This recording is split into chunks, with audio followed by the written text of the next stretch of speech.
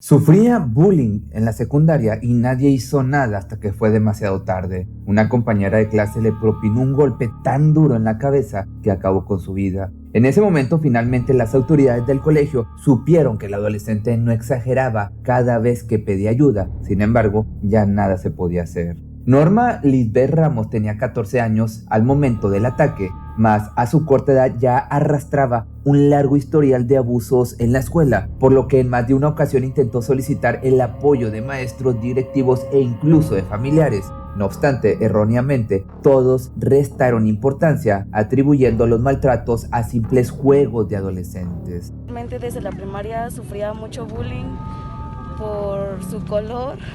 Era algo feo, ¿no? Créanme. Y pues ella me contaba que pues ella quería ser enfermera. Ella desde que iba conmigo, pues yo le cedí mi mano, era una de mis mejores amigas en la primaria.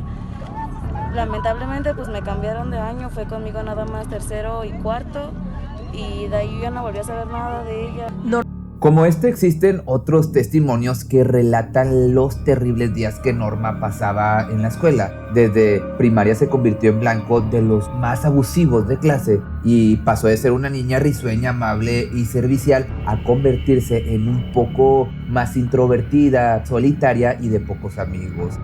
El patio del colegio se había convertido en un campo de guerra cuyo ambiente solo empeoró una vez que pasó a la secundaria. Residiendo en Teotihuacán, Estado de México, fue inscrita en la Escuela Secundaria Oficial 0518 sin saber que ahí conocería el mismísimo infierno.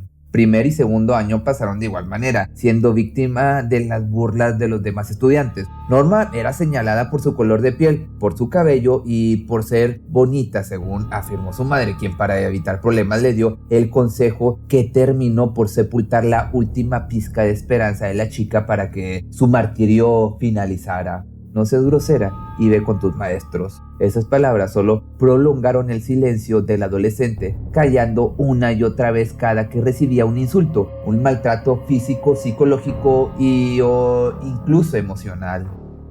Me dijo que los compañeros le hacían bullying por el color de mi hija, porque tenía sus caireles, porque era bonita mi hija.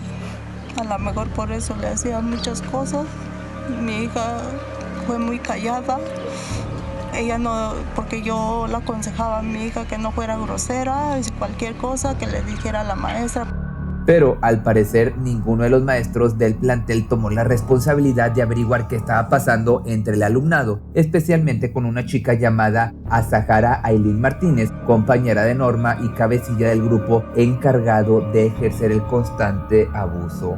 Ailín ya se había hecho de su fama de chica mala, se paseaba por los pasillos señalando a quien le apetecía. Quizá tenía algunos blancos con quienes desfogaba sus arranques de violencia, pero en Norma encontró un gusto sumamente retorcido por agredirla. Era muy común ver al par de adolescentes haciendo el papel de víctima y verdugo, siendo el centro de atención de los demás compañeros quienes, contrario a intervenir para darle un alto a esta situación, aplaudían la acción de la agresora. En medio de las discusiones se escuchaban comentarios al aire que alentaban a la chica a seguir molestando a su compañera, dejando a la intemperie el desprecio infundado que la mayoría sentía hacia Norma. Como muy burlona y se sentía aquí en la secundaria y así. Y pues sí, le gustaba como burlarse de las demás niñas por su físico y todo eso. Difícilmente se podría encontrar a alguien que hablara bien de la joven. Con su actitud, ella misma se había encargado de generar esas opiniones que al final terminaron por señalarla como la culpable de que su compañera perdiera la vida. Amigos de clase, vecinos, todos coincidían en una cosa. Pues se veía tranquila, pero sí era, pues, ¿cómo le puedo decir? Era desmadrosa o algo así. A veces. Pues que sí era peleonera, a lo que llegué a escuchar yo. Se dice que la personalidad de esta niña solo era el resultado de los maltratos que sufría en casa. De alguna manera sus padres le habían enseñado a que esa era la única forma de solucionar los problemas, por lo que los gritos y los manotazos hicieron algo muy normal para ella. Por razones que solo Azahara conoce, puso a su compañera Norma bajo estricta vigilancia, era su distracción, su desfogue de ira o su retorcida manera de gritar auxilio, de que necesitaba urgentemente ayuda profesional para canalizar de otra manera ese rencor tan arraigado en su personalidad. Desgraciadamente, la problemática adolescente se convirtió en una especie de líder en su grupo de amigas, jovencitas que al igual que ella se divertían mediante bromas muy pesadas a costa del sufrimiento o el malestar de los demás. Ella era como la más agresiva y tenía muchos amigos que igual eran así. La mayoría de aquí son así. A Norma Lisbeth Ramos le quedó el único camino que bajar la cabeza y tolerar todo aquello que le hacía sentir desprotegida. Se encargaron de destruirla desde su interior, le robaron su sonrisa, su seguridad, su inteligencia, hasta que finalmente también le terminaron arrebatando la vida. Todo comenzó el 21 de febrero del año 2023.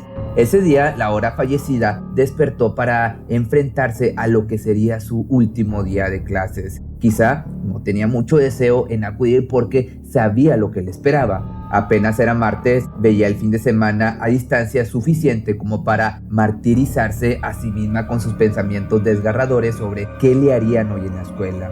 Cuando llegó al aula, todo parecía normal, cada grupo de amigos en sus asuntos, haciendo alguna tarea pendiente, platicando, simplemente esperando a que terminara el día para regresar a casa. Naturalmente, no podía faltar la presencia de Asahara y su séquito, quienes apenas miraban a Norma y se abalanzaban sobre ella con comentarios hirientes, jalones de cabello, burlas y demás. Pero ese día habría algo diferente. La chica, acostumbrada al bullying, no podría escaparse esta vez siguiendo el consejo de su madre. No seas grosera, era lo que recordaba la adolescente. Sin embargo, sus compañeros le pusieron un ultimátum. Debía pactar con la líder del grupo una pelea callejera al salir de la escuela. Esto con el propósito de ganarse el respeto que no se le había dado hasta ese momento.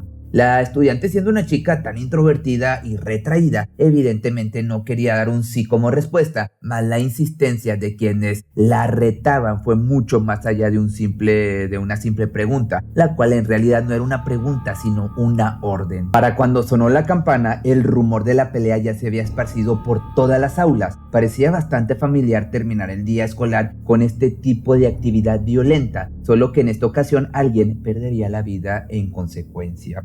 Pronto se llegó la hora pactada del encuentro. Los celulares del resto de los adolescentes encendieron sus cámaras, listas para captar un verdadero crimen, un homicidio. Y allí estaba Norma contra Asahara, la primera de inicio intentando llegar a un acuerdo mediante el diálogo, pero la segunda poniendo sus condiciones a puño cerrado. En definitiva, no estaba ahí para hablar. Lo siguiente fue dar manotazos y patadas una contra la otra, llevando la batuta de la pelea al adolescente de apellido Martínez, quien a modo de ventaja tomó una piedra del suelo que dejó ir en contra de la cabeza de su oponente una y otra vez, causándole graves lesiones. Ningún chico fue capaz de intervenir. La sangre derramada sirvió para subrayar el cómo se es tan cruel a tan corta edad. Incluso se escuchó en el audio cómo alientan a seguir con la contienda. Tras algunos minutos del derroche de violencia, finalmente cada una toma su propio rumbo, aunque esos golpes en la cabeza con un objeto contundente cobrarían factura varios días después.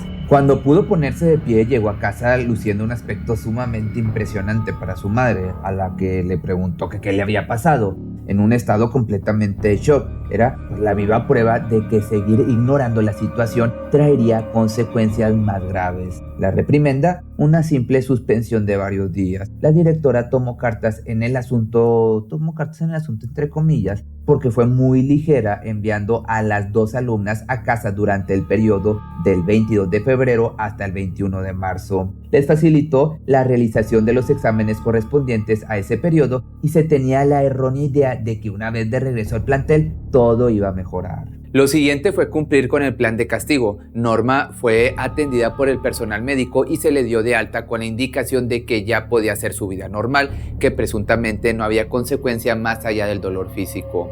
Posteriormente todo marchaba con normalidad hasta que el 6 de marzo Norma fue víctima de una serie de desmayos inexplicables. Sufría dolores de cabeza, vómito y malestar en general, por lo que de inmediato la llevaron a consultar. No obstante, el diagnóstico de guardar reposo no fue de mucha ayuda, ya que luego de un desmayo al interior de la casa ya no volvió a ponerse en pie nunca más.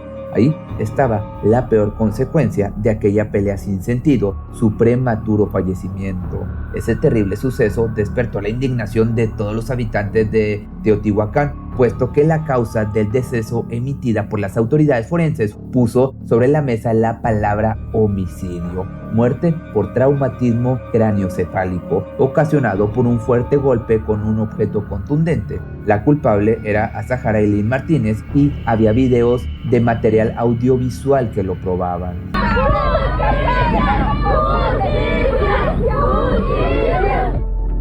Los habitantes salieron a protestar con carteles clamando justicia, haciendo un recorrido desde la casa de la víctima hasta la escuela secundaria, donde exigían que todo aquel que fuera responsable pagara por su delito. Por una parte, la adolescente, y por otra, los directivos, que muy poco hicieron para controlar el tema de acoso en el plantel educativo. Lo que me lleva pues más tranquilidad de que ya no va a laborar esa maestra que no tomó medidas. Fue lo que declaró su hermano con respecto a la directora de nombre Elizabeth Hernández, quien fue destituida de su cargo. Ya para el 15 de marzo del año 2023 ya se estaba dando el último adiós a Norma en un triste funeral que se realizó en el Panteón Municipal ubicado en la colonia Nueva Evangelista. Mientras que por otro lado, la carpeta de investigación seguía su curso para saber cómo se procedería en contra de la única sospechosa. Las protestas no cesaron y los investigadores tenían la presión de la opinión pública, que afortunadamente no guardó silencio. Justicia para Norma era lo que se gritaba una y otra vez hasta ver algunos resultados. Con la entonces directora destituida, la atención se centraba en la chica, en Azahara, cuyos familiares la apoyaron ayudándola a mantener un bajo perfil, eliminando redes sociales e incluso cambiándose de domicilio. Más adelante, tanto su madre como ella fueron captadas tratando de huir a Estados Unidos. Con el video de la pelea haciéndose cada día más viral y la noticia del fallecimiento de la víctima, sabían que debían hacer algo al respecto para huir de la justicia, pero por fortuna, las autoridades las interceptaron a tiempo. Con la joven puesta bajo custodia, no quedó más que trasladarla a un lugar llamado Quinta del Bosque, ubicado en el Estado de México, donde otros adolescentes igual de problemáticos con cargos de delitos graves cumplían alguna sentencia. Finalmente se le imputó el cargo de homicidio calificado, por el que hasta ahora, en su situación judicial, se estipulan 3 años recluida en el centro para adolescentes antes mencionado. Aquí la pregunta es, ¿será justa esta condena? Sin duda la sentencia sería mucho más severa si se tratase de un adulto, pero al ser menor de edad, las leyes aún la protegen, sea cual haya sido su delito. Pero pues entonces, ¿qué opinas al respecto? ¿Crees que es suficiente? Déjame aquí abajo tus comentarios y nos vemos el día de mañana en un nuevo video.